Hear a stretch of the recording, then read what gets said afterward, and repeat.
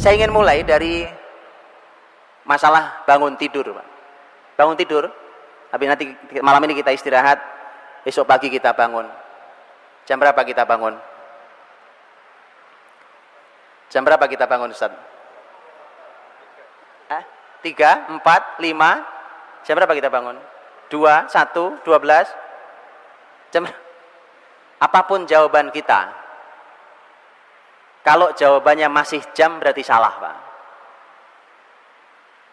Yang salah berarti bukan jawabannya, pertanyaannya yang salah, Pak. Jam berapa bangun? Jawabannya jam, ya kan? Kecuali pertanyaan itu jebakan. Karena masalahnya orang-orang beriman diajari langsung oleh wahyu tentang kapan bangun, itu tidak urusannya bukan nggak pakai jam, Pak. Nggak pakai jam. Ini rantai kan, 24 jam itu kan terus terkait secara rantai. Ini begitu putus satu, berantakan yang lain, Pak. Putus satu, dia yang lain masalah. Maka dari itu tidak boleh putus, Pak. Makanya kita harus benahi satu-satu. Rasulullah SAW urusan bangun tidur langsung Quran yang membimbingnya. Berarti urusan bangun tidur bukan hal yang sepele. Karena Quran tidak pernah bicara hal yang sepele. Apa Quran mengajari Bapak Ibu cara bikin sayur asem? Tidak ngajari. Sepele, Pak. Yang sepele Quran nggak bicara. Quran bicara hal yang besar. Ketika Quran membahas tentang kapan bangun tidur, berarti urusan bangun tidur tidak sepele. Jadi jangan disepelekan. Kapan bangun tidur? Ada ayatnya? Ada. Ayatnya kita hafal juga semua. Yang mana ayatnya? Ya ayyuhal muzammil qumil laila illa qalila nisfahu aw inqus minhu qalila aw zid alaihi warattilil qur'ana tartila. Wahai orang yang berselimut, bangun malam hari, itu kan? Bangun, urusan bangun tidur berarti ada Quran. Qumil lail, bangun di malam hari. Ini untuk Rasul kalau ini, Pak. Rasulullah SAW, kapan Nabi diperintahkan bangun? Diperintahkan pada tengah malam, nisfahu, tengah malam. Awin kusminhu qalila au zid alaihi, kurang atau lebih sedikit. Tengah malam jam berapa?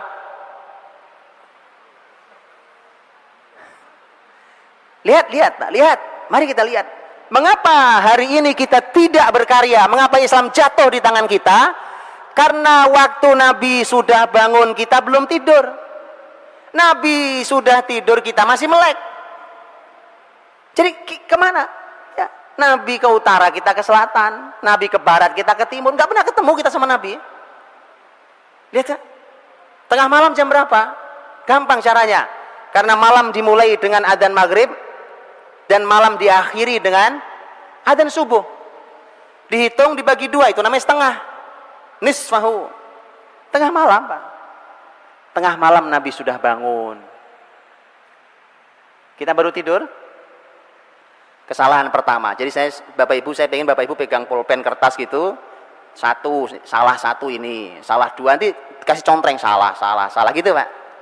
Untuk mencocokkan. Pulang, lo kok salah semua, itu lain ceritanya. Mudah-mudahan nggak salah semua. Iya.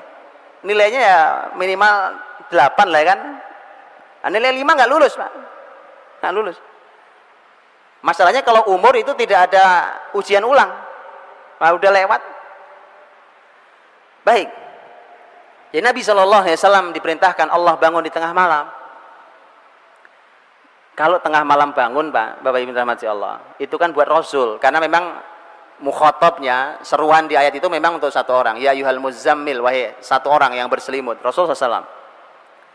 Baik. Umatnya diminta untuk bangun malam, ya. Kita diminta untuk bangun malam.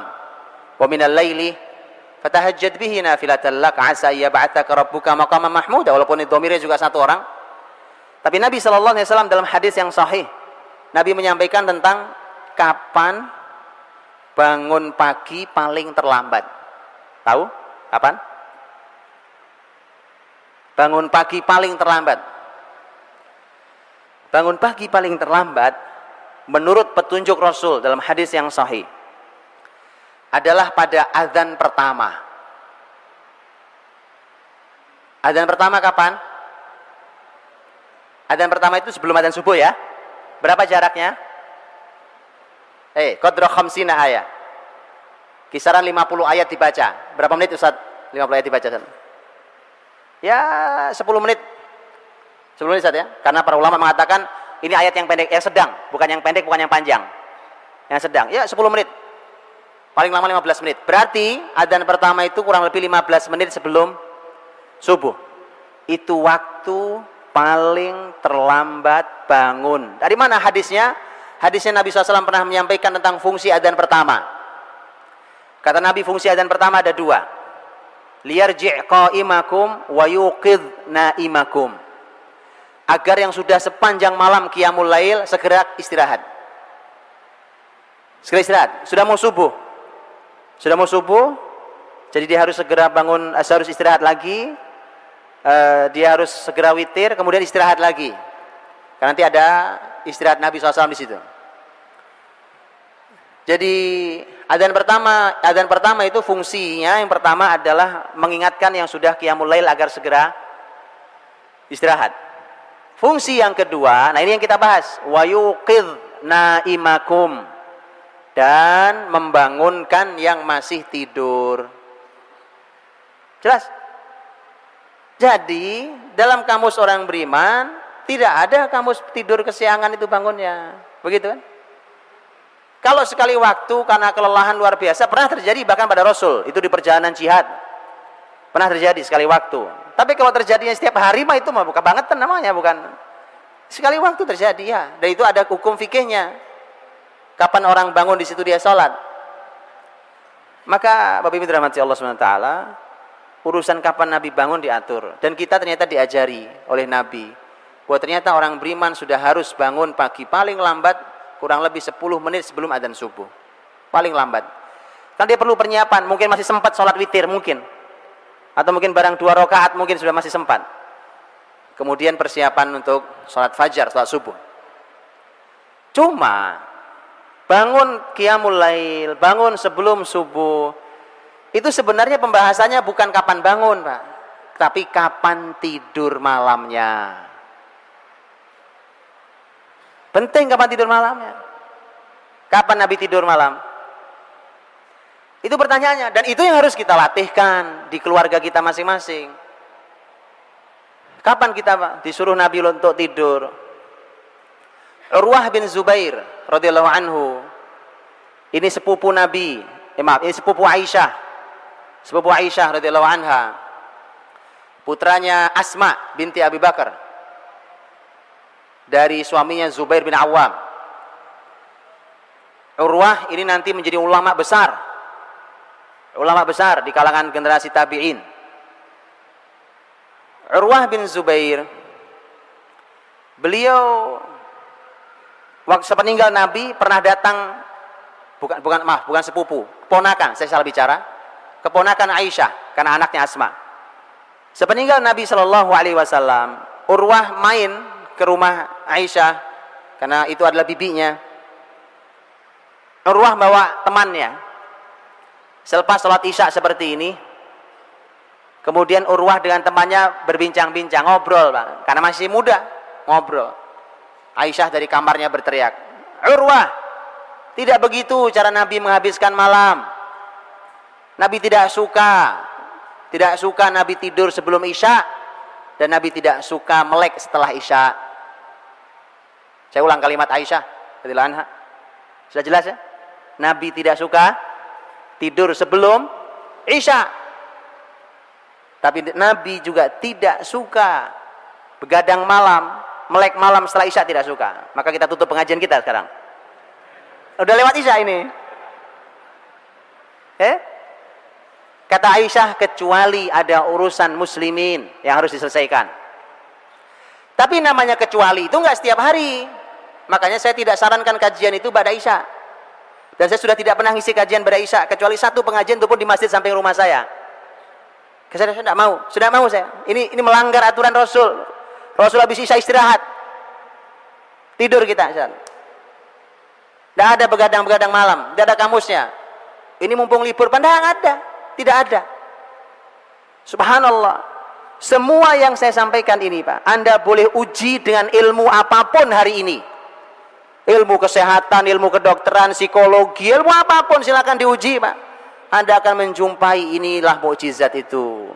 Ajaib. Tanyakan di sini ada banyak dokter, silakan, Pak. Kualitas tidur ba'da isya. Hitunglah tidur hanya 4-5 jam. Dengan tidur jam 12 malam, tidurnya sama, 4 atau 5 jam. Jauh kualitasnya. Buktinya gampang. Anda bangun masih lemes kalau tidur jam 12, walaupun udah 5 jam tidurnya. Tapi Anda tidur ba'da isya, tidak perlu alarm. Boleh dicoba malam ini. Atau besok malam, silahkan dicoba. Kalau saya tidak sarankan yang orang tua, karena orang tua tidurnya memang cepat. Tidur juga sudah makin sedikit. Yang muda-muda nih, yang masih muda-muda wajahnya Masya Allah, silahkan dicoba, Pak. Silahkan coba tidur ba'da isya, tidak usah pakai alarm. Dijamin, biidznillah, dia akan bangun sebelum subuh. Jadi masalah kita bangun sebelum subuh itu bukan masalah kapan bangun. Masalahnya adalah kapan kita tidur. Karena udah putus rantainya sejak kapan kita tidur, jadi nggak nyambung berikutnya. Baik, jadi ternyata kita diajari Nabi tidur ba'da isya. Nah, mohon maaf nih, ini kritik saya untuk teman-teman Arab di Timur Tengah sana. Mereka nggak suka tidur ba'da isya. Ini kepala saya agak error nih, Pak. Kliang-kliang arwah ini. Setiap malam tidur jam 12 saya dari hari Minggu kemarin. Ahad, Senin, Selasa, Rabu, Kamis. Kenapa? Karena setiap kita pertemuan itu pertemuan ba'da isya. Kalau pagi habis sholat subuh itu seperti kota mati. Saya di Jeddah kemarin, kayak kota mati, Pak. Wah, sepi, kayak kota mati. Apalagi hari libur. Antum tiduran di jalan, insya Allah gak ada yang nabrak gitu, Pak. Sepi, bisa main bola itu. Ini tidak sesuai. Makanya pantas Islam jatuh di pusat wahyunya begitu. Saya berbincang dengan seseorang pengajar Quran kemarin. Orang sana pengajar Quran. Beliau mengatakan, ya ini memang salah. Tapi bagaimana lagi? Sekarang ada lampu, ada elektronik ini, orang masih bekerja. Saya bilang bukan alasan. Untuk menegakkan sunnah Nabi bukan alasan. Kalau kita mau beralasan terus, tadi saya bilang selalu punya jawaban. Bisa, Pak. Buktinya bisa. Bisa. Apa yang tidak bisa? Antum bukan disuruh ngangkat masjid, disuruh tidur, Pak. Nggak susah kerjaannya. Disuruh tidur, bukan disuruh baca. Saya tahu nggak semua orang suka baca. Suruh baca 500 halaman 3 hari, ya itu baru antum pusing. Suruh tidur, masih ngelawan juga, subhanallah. Antum mau perintah apa lagi? Ini perintah paling mudah dari Nabi. Suruh tidur ba'da isya. Nah, tidur juga. La ilaha illallah. Yuk tidur, Pak, ba'da isya, tidur ba'da isya. Sudah. Dicoba, Pak. Ya. Ini subhanallah. Ini konsep kalau antum mencoba, subhanallah. Baik, saya mau tanya, Nabi tidur sehari berapa kali? Berapa, Ustaz? Berapa kali Nabi tidur sehari? Nabi tidur sehari 3 kali. Antum 3 kali sehari, 3 kali makan, ya kan? Kalau ada Bapak Ibu dokter, saya mau tanya di sini, karena saya sudah pernah tanya kepada dokter-dokter. Apa makan 3 kali sehari itu ada panduannya? Nggak ada panduannya, ilmiahnya nggak ada ilmiahnya. Ada Bapak Ibu dokter sini? Ada yang berani bertanggung jawab makan 3 kali sehari itu ada panduan ilmiahnya? Nggak ada panduan ilmiahnya, Pak. Kalau ada yang bilang menemukan panduan ilmiahnya, saya tunjukkan panduan yang lebih ilmiah dari itu. Yang meneliti juga seorang dokter ahli dan sudah diuji oleh berbagai negara, diuji oleh berbagai ahli, bahkan oleh para ulama. Lihat, jadi urusan makan kita salah, urusan tidur kita salah, urusan bangun kita salah. Maka tadi bawa kertas contrengin, Pak, salah gitu. Ya, Rasulullah SAW tidur sehari 3 kali, Pak. Tapi tidak ada yang panjang. Coba tadi, ya kita hitunglah waktu yang paling tengah ya, karena waktu negeri tropis berbeda dengan negeri di Timur Tengah. Kita hitunglah yang paling menengah waktu kita di tropis ini. Waktunya nyaris tidak banyak bergeser, subuh nggak banyak bergeser dari hari ke hari. Kalau kita isya jam segini, paling jam setengah 8 nih kita isya. Oke lah, kita tidur jam 8. Baik, Bapak Rabi beres jam 8 kita tidur. Bangun tengah malam, itulah paling gampang jam 12 lah tengah malam tuh. Berapa jam Nabi tidur? 4 jam. Betul ya? 4 jam. Nabi bangun, Nabi lakukan qiyamul lail di antara aktivitas beliau. Karena aktivitas beliau di malam hari itu yang paling utama adalah qiyamul lail dan tartil Quran. Walaupun Nabi melakukan hal-hal yang lain. Itu ada banyak kisah yang lain. Setelah Nabi SAW melakukan semua aktivitas malam itu, nah tadi ketemu azan pertama. Azan pertama itu belum subuh. Di situ Nabi tidur lagi. Kapan Nabi bangun? Begitu mendengar azan subuh. Berarti berapa menit? 15 menit. Lihat, ada yang bilang kalau kita yang tidur 15 menit, insya Allah bablas Pak subuhnya, ya kan? Itu masalahnya cara tidurnya. Loh, semua itu ada. Jangan melihat sesuatu hanya sepotong dibawa pulang, nanti bingung Pak.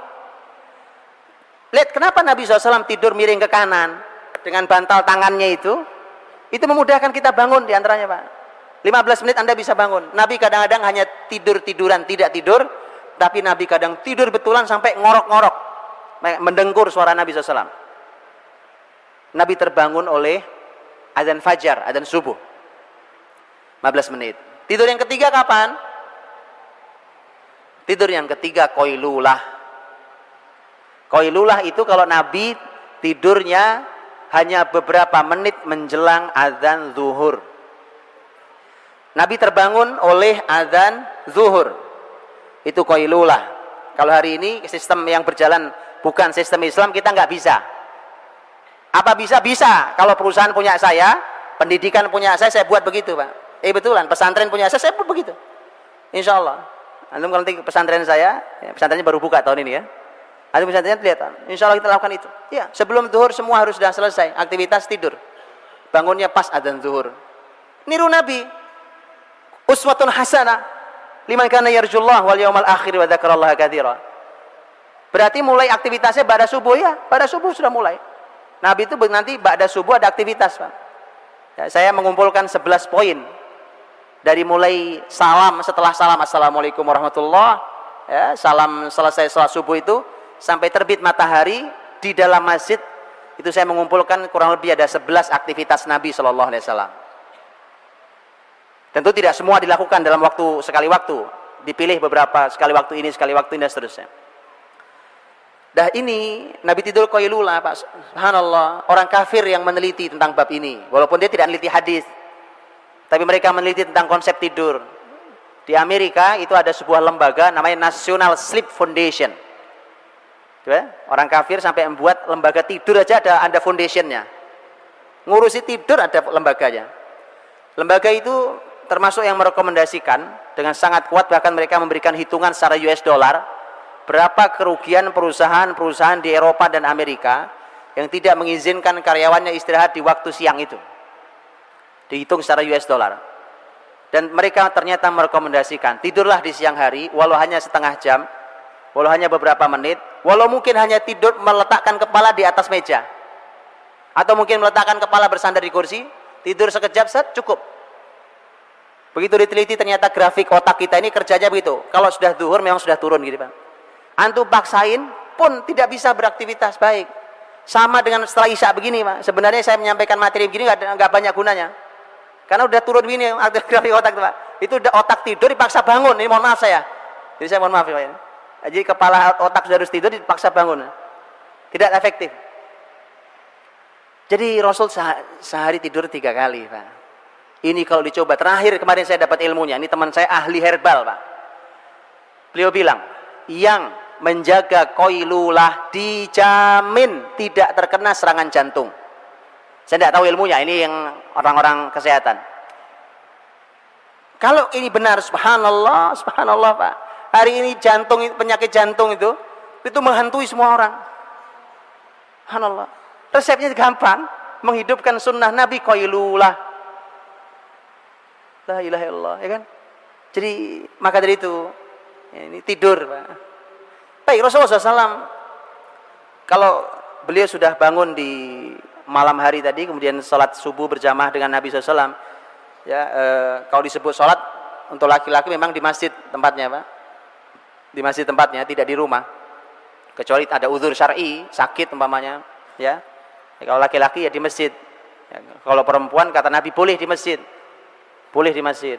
Tapi kalau mau bicara yang utama di rumah. Tapi artinya bahwa laki-laki di masjid. Pak. Untuk itulah anak-anak kita yang laki-laki mohon dibawa ke masjid, Pak. Gak ada ceritanya laki-laki sholat di rumah. Di masjid, suruh ke masjid, Pak.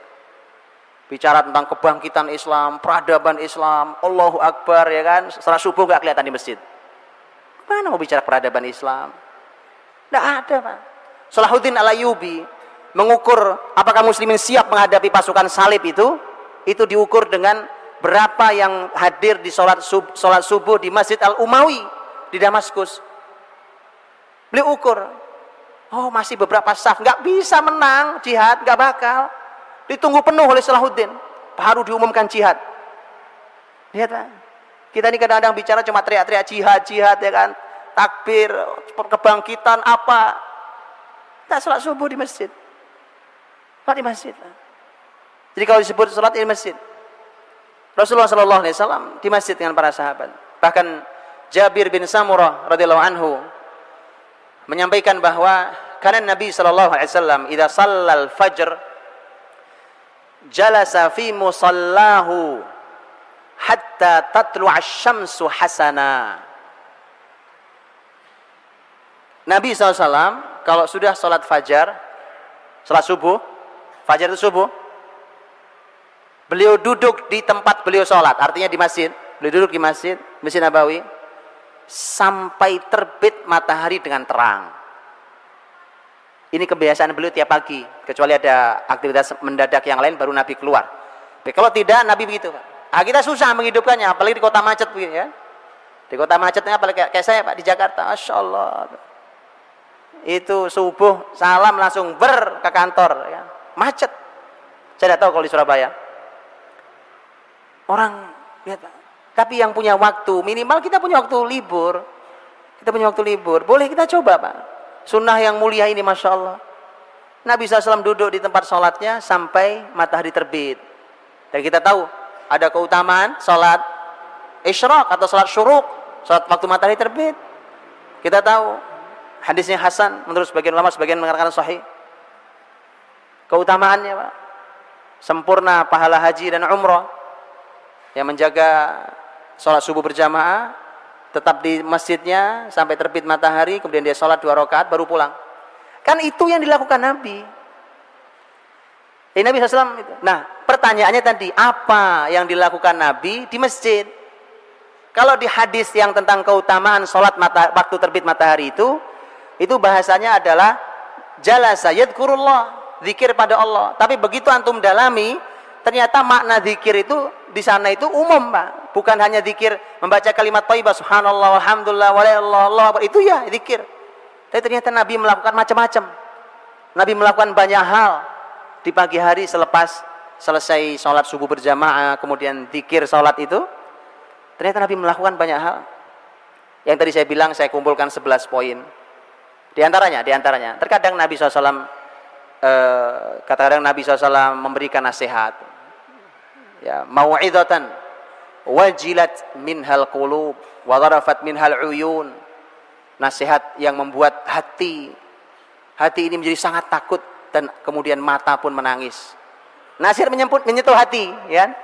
Jadi nasihat yang menyentuh hati. Itu subuh enak, Pak, ngajinya. Jadi kalau pengajian subuh, Pak, ya, cari yang menyentuh hati pengajiannya. Ini sunnah Nabi SAW. Apa yang dilakukan Rasulullah SAW? Kadang-kadang Nabi menanyakan tentang mimpi. Kadang mimpi. Hal ra'a minkum ru'ya? Apa ada yang mimpi semalam? Ada yang mimpi tidak semalam? Kenapa Nabi nanya mimpi? Kata Nabi, biar aku takwil itu mimpi. Aku tafsirkan mimpi. Kenapa ditafsirkan mimpi? Karena ada hadis Nabi SAW di mana Rasul pernah menyampaikan bahwa tidak tersisa, la tabqa minan nubuwati illal mubasysyirat. Tidak ada yang tersisa dari kenabian kecuali kabar gembira. Dan kabar gembira al-mubasysyirat itu kata Nabi adalah ar-ru'a as-salihah, mimpi yang baik. Makanya mimpi dalam Islam itu sebagian mimpi, tidak semua, sebagian mimpi ada takwilnya, ada tafsirnya. Tapi hati-hati, ntar habis ini pada nyari tafsir masing-masing, saya takut jatuh ke dukun. Di Indonesia susah dibedain dukun sama bukan dukun karena kita nggak berilmu, jadi kemudian susah bedainya. Hati-hati. Di sini banyak yang menafsirkan mimpi di Indonesia ini ya, tapi dukun. Nanti musyrik kita. Rasulullah SAW melakukan banyak hal. Kadang Nabi absen sahabat. Kata Nabi, ada yang sakit enggak? Ada yang meninggal enggak di antara kita? Absen pagi-pagi. Jadi masjid itu memang tempat absen. Loh, kalau ini masjid, lingkungan di sekelilingnya, kan yang jamaah kan itu juga, Pak. Iya, Pak. Iya kan, subhanallah. Kita gampang absennya. Oh, hadir, Pak. Oh, ada, ya kan? Itu absensi terbaik, Pak, waktu sholat subuh itu. Jadi kalau Anda mau milih karyawan, ini saya sarankan nih caranya. Gak usah pakai macam-macam. Ya, Anda mau cari pakai ilmu, pakai psikotes sekalipun bisa nipu, itu gampang. Apalagi panduan untuk ngisi psikotes banyak di toko-toko buku, ya kan? Gampang caranya, Pak. Anda amati beberapa waktu, sebulan atau berapa, terserah, ya kan? Sholat subuhnya di masjid bolong apa enggak gitu. Angkat jadi karyawan. Kalau sudah oh ilmunya sudah, keahlian sudah, lihat sholat subuhnya, Pak. Insya Allah Anda akan mendapatkan karyawan yang luar biasa. Ini yang punya perusahaan-perusahaan, ya kan? Yang punya ini. Mau milih mantu juga sama. Sama, ya kan? Bapak yang memilih mantu, ya, mantu laki-laki, Pak, terutama, Pak. Sholat subuh nggak pernah kelihatan. Jadi mantu nyusahin nanti. Betulan ini. Baik ya. Oh, ini panduan, Pak. Nabi ngabsen. Kata Nabi, siapa yang sakit? Siapa yang meninggal di antara kita? Subhanallah, ya. Banyak aktivitas Nabi SAW di pagi hari pada subuh itu. Nabi melakukan banyak hal. Dari 11 poin. Baik. Selepas itu, tentu sekali lagi saya tidak sampai detail, ya. Saya hanya berikan contoh-contoh. Begitu terbit matahari, kita tahu ada sunnah untuk sholat tadi, ya, sholat sunnah al-isyraq atau asyuruq. Selesai itu Nabi keluar dari masjid. Kemana pergi? Pulang. Nabi pulang. Nabi temui istrinya satu persatu. Karena istri Nabi tidak satu persatu diketuk pintunya. Begitu Nabi datang sebagai seorang suami terbaik yang pernah dijumpai oleh seorang perempuan. Nabi senyum, Nabi ucapkan salam, Nabi tanya apa kabar, Nabi tanyakan apa kegiatannya, apa yang dilihatnya, dan seterusnya. Kadang Nabi menyampaikan nasihat ringan, kadang sekedar duduk bercengkerama. Subhanallah. Istri Nabi tidak satu, tapi semua terperhatikan. Lah kita ini istri cuma satu aja kok nggak keurus. Mari, Pak, belajar sama orang terbaik. Ini salah satu hikmah mengapa Nabi istrinya banyak. Berikan contoh, Pak. Istri banyak, Nabi semua terurus. Semua luar biasa. Semua wanita istimewa. Kita satu aja ngeluh nggak bisa didiknya. Salah berarti, Pak. Ya, jadi Rasulullah SAW ketuk pintu satu-satu rumah istri, ditemui satu-satu. Selesai pindah lagi, temui satu-satu. Karena rumahnya tidak berjauhan. Ketuk pintu satu-satu. Kalau rumahnya berjauhan, ya ini resikonya susah, ya kan? Paling bisa nelpon. Nabi kadang-kadang bertanya kepada istrinya, seperti cerita Ummu Salamah radhiyallahu anha, juga Aisyah radhiyallahu anha. Nabi bertanya kepada mereka, hal indakum syai'? Lihat pertanyaan Nabi, subhanallah, lihat pertanyaannya. Hal indakum syai'? Apa kamu punya sesuatu? Ngerti maksudnya? Apaan? Nanya sarapan. Nabi tidak nanya ada makanan enggak, ada sesuatu enggak? Sesuatu. Dalam bahasa Arab kata syai', nakiroh pula. Nakiroh itu tidak definitif, tidak ada alif lam nakirohnya. Syai', nakiroh, sepele, sesuatu yang sepele. Apa sajalah, apa saja. Karena syai' itu sesuatu yang tidak definitif, Jadi apa saja, sepele. Kadang-kadang Aisyah pernah bercerita, Ummu Salamah pernah bercerita. Kadang-kadang mereka mengatakan enggak ada ya Rasulullah. Rumah Nabi nggak punya makanan pagi hari. Manusia terbaik itu nggak punya makanan. Kadang-kadang istri yang jawab tidak ada ya Rasulullah.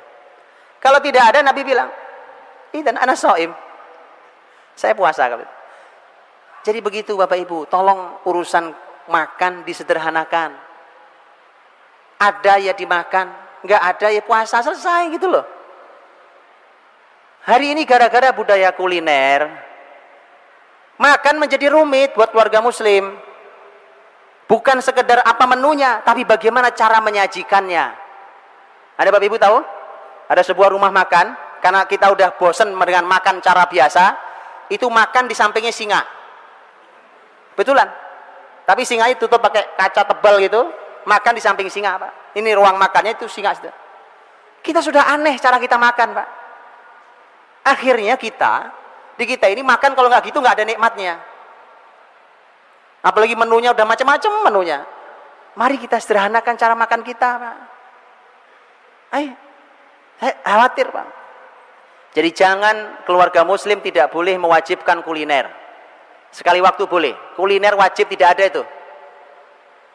Karena itu akan mendidik anak-anak Anda, membuat makan itu menjadi rumit. Padahal makan tuh oleh Nabi disederhanakan. Ada saya makan, nggak ada yang nggak makan. Puasa ya puasa. Bahkan Nabi mengatakan, hal indakum syai'. Kata syai', sederhana aja, nggak ada ya sudah. Lihat.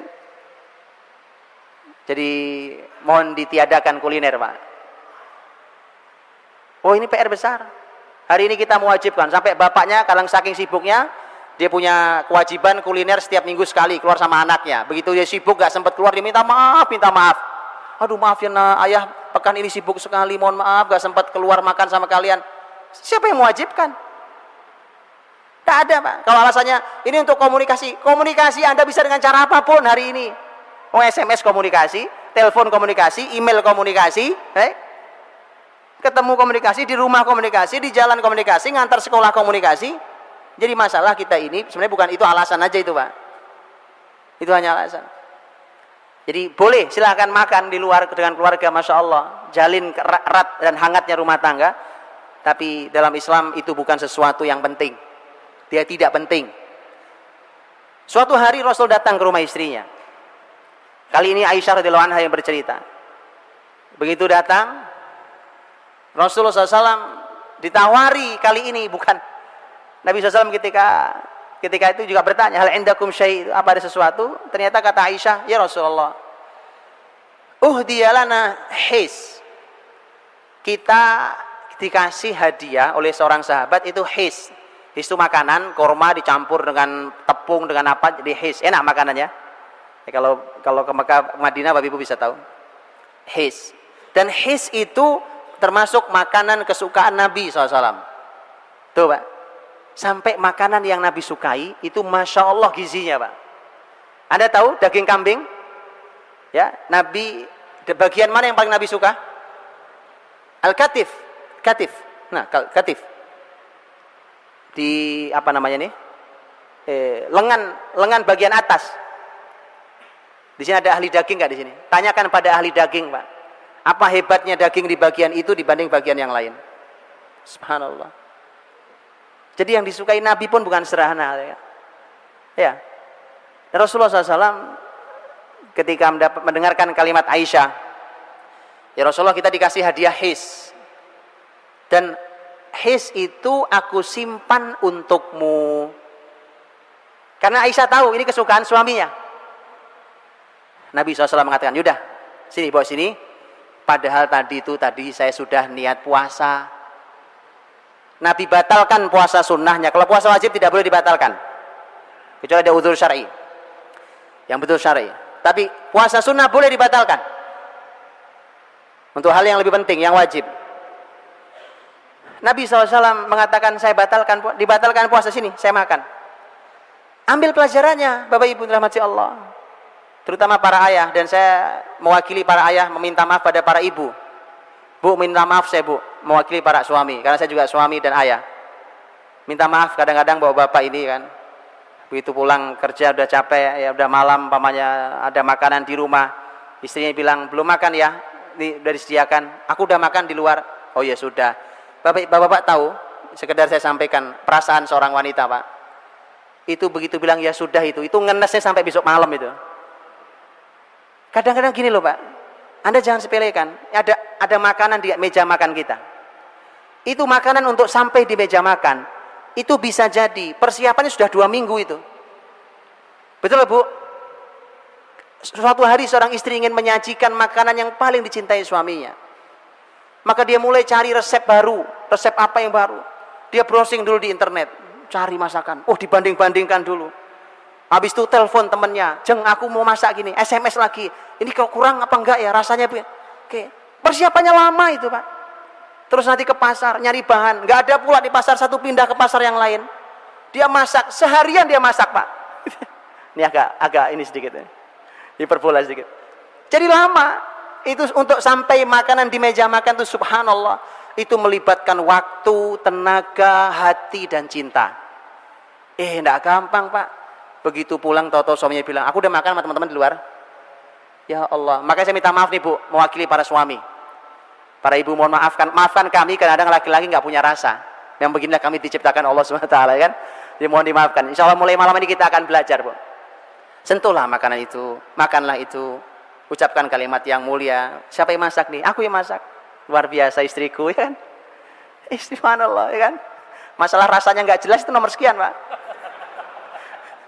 Iya, loh, nggak boleh menghina makanan kan?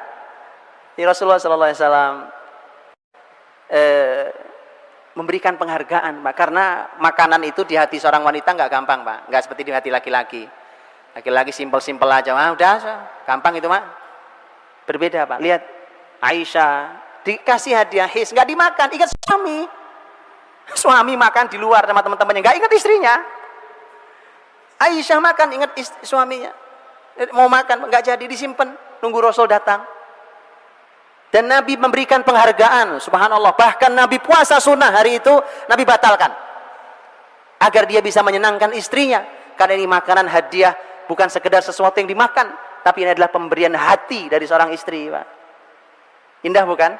Makanya kalau mau belajar parenting jangan dari yang lain, dari Nabi. Belajar parenting sama orang kafir ya kan, teori barat, semua teori-teori macam-macam. Belajar sama Rasul, Pak. Terbukti istri tidak satu, anak tidak satu, cucu tidak satu, tapi keluarga paling bahagia di muka bumi sampai ke akhirat nanti. Mari kita belajar sama Rasulullah SAW ya, sampai urusan makan Nabi ajarin. Baik, selesai temui istrinya satu-satu. Nabi balik ke masjid, Pak. Balik ke masjid, berarti masuk waktu duha. Waktu duha ternyata adalah waktu yang paling panjang Nabi menyampaikan ilmu kepada para sahabatnya. Itu waktu berilmunya Nabi yang paling panjang.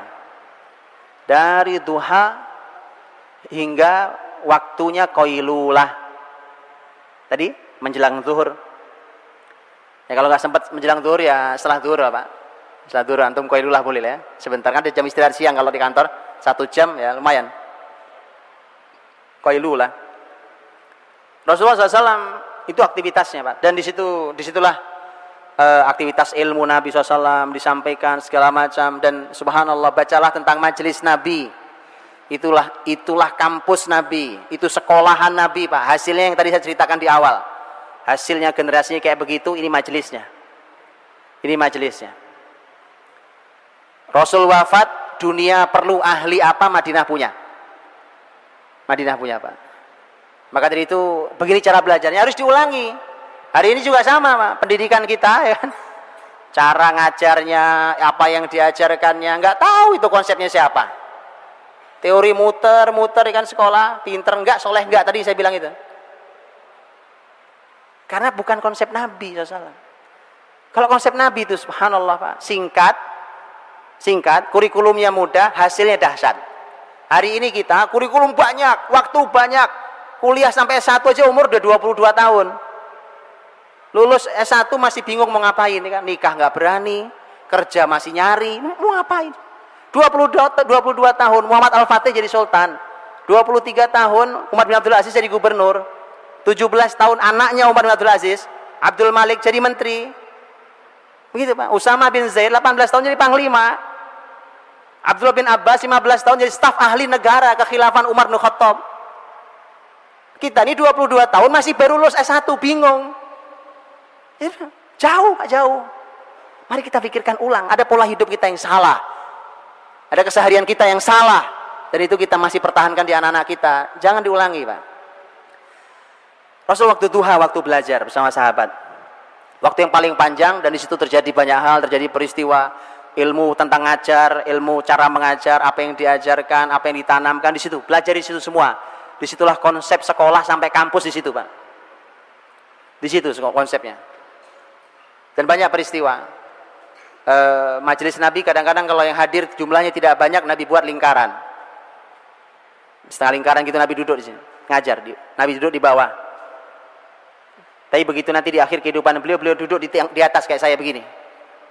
Dan setelah itu inilah yang dipertahankan oleh dunia pendidikan Islam. Dua-duanya pertahankan, duduk bareng dengan gurunya sejajar dan duduk gurunya di atas lebih tinggi dari muridnya. Makanya Bapak Ibu bisa lihat di Masjidil Haram Masjid Nabawi hari ini pun masih dipertahankan. Gurunya duduk di kursi lebih tinggi daripada muridnya. Dan itu beda, Pak. Dengan posisinya berbeda antara guru sejajar duduknya dengan muridnya dengan ini ilmu sendiri. Ilmu sendiri. Itu nyaris nggak pernah dibahas kan? Nyaris nggak pernah dibahas. Kita tidak pernah punya panduan. Dalam Islam dua-duanya ada. Kadang-kadang kalau yang hadir sedang banyak, Nabi buat soft, dua soft. Dua soft itu maksudnya kanan dan kiri, bukan soft ini. Tapi soft kanan kiri. Nabi di tengah. Kenapa tengah dikosongin? Fungsinya adalah kalau ada orang yang datang ke Rasul untuk keperluan bertanya atau keperluan yang lain, dia boleh memotong majelis Nabi. Dia langsung datang ke tengah, mendekat ke Nabi, duduk di depan Nabi, langsung bertanya. Setelah itu dia boleh pergi karena punya keperluan yang lain. Subhanallah, majelis Nabi indah. Nah, disitulah kemudian kualitas para sahabat Nabi juga beda-beda. Karena kadang-kadang seseorang tidak bisa hadir setiap hari, ada yang setiap hari hadir, bahkan bukan setiap hari, setiap saat bersama Rasulullah SAW. Seperti Anas bin Malik, Abu Hurairah radhiyallahu anhuma. Baik, begitu sampai Qailulah, Nabi Qailulah, istirahat. Bangunnya zuhur. Begitu selesai zuhur, kita tahu zuhur, Nabi SAW zuhur. Begitu selesai zuhur, Nabi duduk dengan para sahabatnya kadang-kadang tidak. Tetapi kalaupun Nabi duduk dengan para sahabat di majelis, kalau ada ilmu yang beliau sampaikan, tidak lebih panjang daripada sebelum zuhur. Pada zuhur itu lebih pendek. Kadang-kadang Nabi SAW memanfaatkan waktu itu untuk ziarah, menziarahi cucunya, menemui cucu-cucunya, menemui anak-anaknya. Terkadang Nabi manfaatkan itu juga untuk mengontrol pasar, controlling pasar. Nabi jalan mengontrol pasar, melihat aktivitas ini syar'i apa tidak syar'i, benar apa tidak benar. Seperti ketika Nabi menegur tentang seorang yang menjual korma yang ditutupi atas sama yang bawah beda, Pak. Itu kerjaan pedagang, sebagian pedagang hari ini juga gitu. Dan itu penipuan dalam Islam. Man ghasyana falaysa minna, kata Nabi. Yang menipu begini ini bukan bagian dari kami. Tidak boleh lakukan itu. Nabi masukkan tangan begitu, ternyata yang atasnya sama yang bawah beda. Dan Nabi kontrol pasar, karena Nabi punya pasar, Pak. Pasar muslimin. Ini PR besar sendiri. Bapak Ibu kalau yang pernah ke Masjid Nabawi atau paling nggak ngeliat Masjid Nabawi ya, bayangkan Masjid Nabawi, saya mau cerita. Masjid Nabawi itu bayangkan kiblatnya. Ini ada, saya sekarang ada kiblat nih Masjid Nabawi gitu ya, umpamanya. Sebelah kanan Anda, ini ngadep kiblat nih saya. Di sebelah kanan Anda itu kurang lebih di pojokan pagar Masjid Nabawi yang sebelah kanan depan. Ya, sekali lagi saya ngadep kiblat. Itu dulu adalah pasar terbesar milik Yahudi, yaitu pasar Bani Qainuqa. Ternyata Nabi SAW membangun pasar muslimin itu di sebelah sininya, Pak. Sebelah kanan juga, tapi agak ke belakang. Lihat, Nabi berani membangun ekonomi face to face dengan Yahudi. Baru perekonomian bisa diambil oleh muslimin. Hari ini konsep syariah tidak jalan, Pak, di pasar. Karena pasar punya Yahudi. Nggak bisa jalan. Lapangan punya orang, Anda mau punya aturan sendiri, nggak boleh sama yang punya. Muslimin harus punya pasar sendiri. Konsep syariah dijalankan. Kalau perlu face to face untuk supaya langsung orang lihat mana yang lebih berkah, mana yang lebih maju, mana yang lebih hebat, begitu, Pak. Kalau perlu lihat mana yang lebih ramai pasarnya. Ya. Nabi adu pasar face to face berhadapan. Itu dilakukan, Nabi SAW melakukan controlling sehingga tidak boleh. Nah, ini juga konsep. Ketika Umar bin Khattab radhiyallahu anhu menjadi khalifah, beliau mengumumkan di pasar muslimin, la yabi' fi suqina hadha illa man faqih wa illa akala riba radhiya am aba. Tidak boleh jualan di pasar kita ini kecuali orang yang faqih, orang yang punya ilmu fikih muamalah benar, ngerti dia fikih muamalah jual beli itu bagaimana. Kalau tidak, maka dia pasti akan memakan riba, baik dia rela ataupun terpaksa. Ali bin Abi Thalib radhiyallahu anhu saat dimintai izin oleh seseorang, wahai Ali, saya ingin bisnis mulai jualan dagang, maka doakan saya. Kata Ali, kamu sudah belajar fikihnya? Fikih jual beli, fikhul buyu', jual beli? Dia bilang, bagaimana kalau saya belajarnya sambil jalan? Nah, ini kesenangan kita nih, learning by doing, bahasa kerennya. Padahal itu baca parah itu, Pak. Learning by doing, ya kan? Saya sambil jualan tapi sambil belajar fikih muamalah. Kata Ali, lah, belajar dulu fikihnya baru kamu jualan. Lihat, Pak, kita jualan pun salah sekarang ternyata. Fikih buyuk udah ngerti, jualan iya, bisnis sudah gede, perusahaan udah 15. Fikih jual beli tidak tahu. Akhirnya kita makan yang haram, baru begitu uang haram banyak kita bingung datang ke Ustadz. Gimana Ustadz? Banyak duit haram di saya. Kemarin tidak mau belajar. Disuruh belajar susah, kan? Begitu sekarang sadar dia bingung. Sudah bingung, yang haram sudah terlanjur banyak, menarik keluarnya susah pula. Makanya, Pak, Islam ini konsep dalam Islam. Ya, yang sudah terlanjur ya segera belajar fikih muamalah. Yang punya usaha belajar, Pak. Ada fikihnya kan? Ada fikihnya. Dalam fikih ada bab jual beli. Jadi Rasul kan ada melakukan controlling terhadap pasar, kadang kunjungan ke rumah anak-anak cucunya dan seterusnya. Nabi berinteraksi dengan anak cucunya, itu pelajaran sendiri. Bagaimana Nabi berinteraksi anak, berinteraksi dengan cucu dan segala macam. Singkat kata, masuk waktu asar. Gitu? Masuk waktu asar. Dengan semua aktivitas Nabi itu. Masuk waktu pasar, sholat. Begitu sholat, selesai asar adalah waktu yang paling pendek dan nyaris Nabi tidak duduk dengan sahabat lama-lama di masjid, tidak berlama-lama dengan para sahabat di masjid.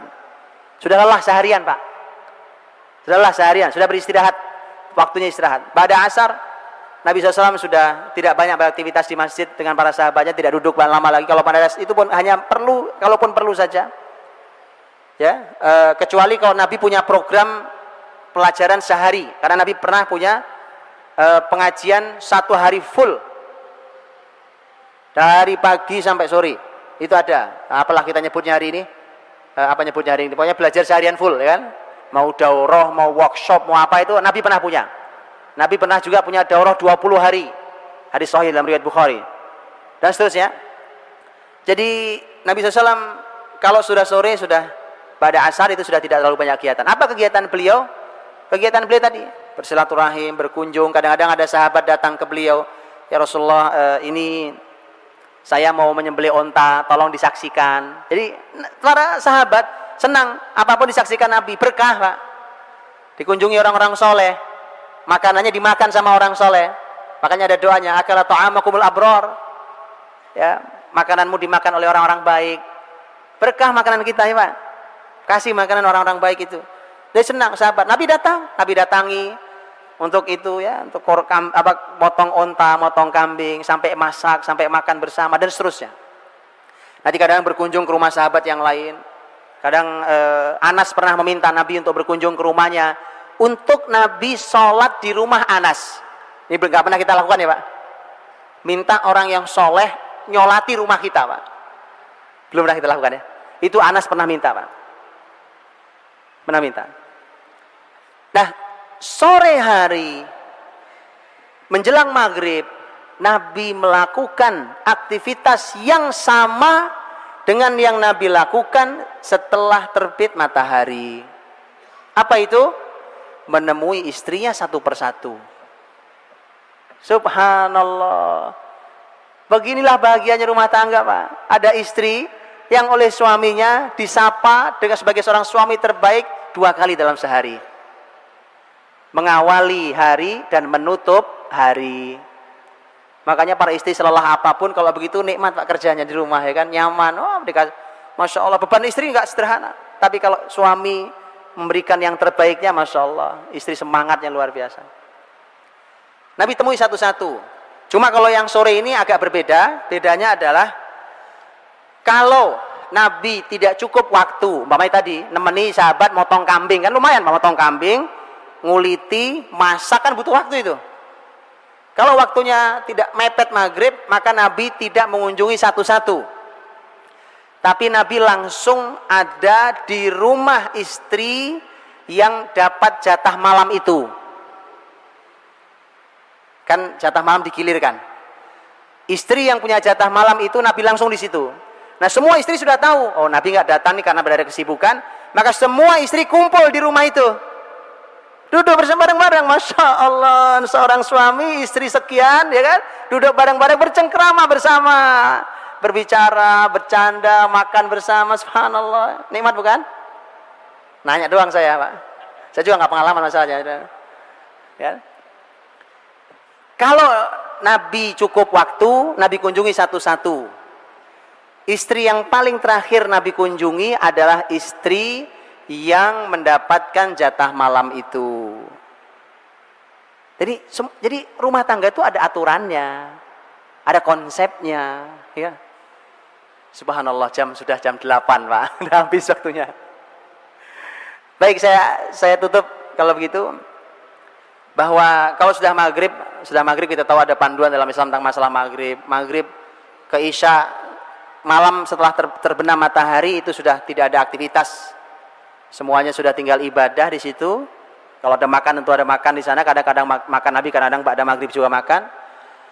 Terus begitu sampai kemudian tadi sudah langsung ba'da isya, bahkan juga ada anjuran menunggu maghrib sampai isya, kita tahu. Dan isya Nabi, setelah kita tahu Nabi SAW selesai sholat isya, Nabi langsung tidur, kecuali ada urusan muslimin. Dan isya itu ada satu sunnah yang kita perlu mencobanya, tapi mohon mencobanya setelah ilmunya ada, disampaikan juga ke masyarakat biar nggak jadi fitnah. Yaitu apa? Nabi SAW, muadzin Nabi SAW, Nabi punya dua muadzin, Bilal dan Abdullah bin Umi Maktum. Kalau muadzin Nabi sudah adzan waktu isya, itu Nabi dari rumahnya tinggal ngelihat ke masjid, kan tinggal buka aja, Pak, ya kan? Di masjid lain juga nggak jauh. Kalau di masjid para sahabat sudah berkumpul banyak, Nabi segera keluar untuk segera sholat isya, kemudian selesai pulang istirahat. Tapi kalau Nabi lihat dari rumah kok sepi, rumah sahabat kok pada belum banyak datang, ada saja mungkin aktivitas apa segala macam, maka Nabi menunda sholat isya sampai tengah malam, baru sholat isya berjamaah di masjid. Dan Nabi bersabda, laula an asyqa ala ummati la amartuhum bi ta'khiri salatil isya'i ila nisfil lail. Kalau tidak memberatkan umatku, pasti aku perintahkan mereka untuk mengakhirkan salat isya sampai tengah malam. Jadi khusus untuk salat isya. Dengan hadis ini maka ternyata waktu utamanya ada di tengah malam itu, tapi tetap harus berjamaah. Gak boleh tengah malam sendirian di rumah. Sahabat sholat di masjid, ya, karena laki-laki. Jadi sahabat kalau sudah mulai beranjak malam, nanti sahabat datang ke Rasulullah, ya Rasulullah, para wanita sudah tidur, anak-anak juga sudah tidur, mari kita sholat isya, kita belum sholat isya. Sholat isya berjamaah di masjid sudah tengah malam. Pernah nyoba di sini? Belum ya? Rasakan, Pak, sholat isya di tengah malam berjamaah di masjid rasanya beda banget. Betul, ini sunnah Nabi SAW. Bahkan tadi dengan hadis itu, maka ternyata waktu kalau sholat wajib yang lain waktunya di awal waktu utamanya. Untuk sholat isya Nabi mengatakan kalau tidak memberatkan umatku, aku perintahkan mereka untuk mengakhirkan sholat isya sampai tengah malam. Wallahu a'lam bishawab. Mudah-mudahan yang sekilas bisa memberi gambaran. Kalau detailnya ya perlu waktu cukup panjang. Wallahu a'lam bishawab. Kembali kepada saudara Zubaid. Wallahu a'lam bishawab. Assalamualaikum warahmatullahi wabarakatuh.